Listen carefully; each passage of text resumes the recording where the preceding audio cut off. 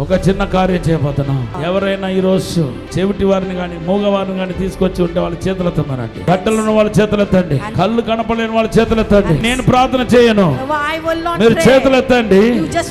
మీలో ఉన్న అధికారాన్ని రిలీజ్ చేయబోతున్నాను. అప్పుడు మీరు మీ చేయి మీరు పెట్టండి. అద్భుతం జరగబోతున్నాయి. పరిశుద్ధమైన తండ్రి, ఈ మంచి సమయం కొరకు వందనాలు ప్రభు. తండ్రి, మా ఆత్మీయ నేత్రాలు యేసు నామములో తెరవబడునుగాక. వారి మీదకు అధికారం వచ్చునుగాక. యేసు నామములో అడిగి వేడుకుంటున్నాము తండ్రి, ఆమేన్. చెప్పండి, యేసు పొందిన గాయముల ద్వారా స్వస్థత వచ్చేసింది.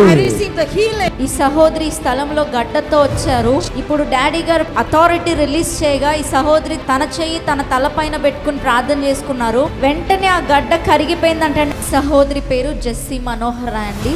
1 year నుంచి కడుపులో ట్యూమర్ తో బాధపడుతున్నారంట అండి. చాలా వెయిట్ గా ఉండేదంట ఆ ట్యూమర్. Doctor operation చేయాలన్నారంట. అయితే ఈ రోజు ఎప్పుడైతే డాడీ గారు అధికారాన్ని విడుదల చేసి మీకు మీరే ప్రార్థన చేసుకోండి అని చెప్పారు, ఈ సహోదరి తనకు తానుగా తన కడుపు పైన చేయి పెట్టుకుందంటండి. ఆ ట్యూమర్ కరిగిపోయిందని సాక్ష్యం చెప్తున్నారు. ట్యూమర్ మెత్తగా అయిపోయిందంట.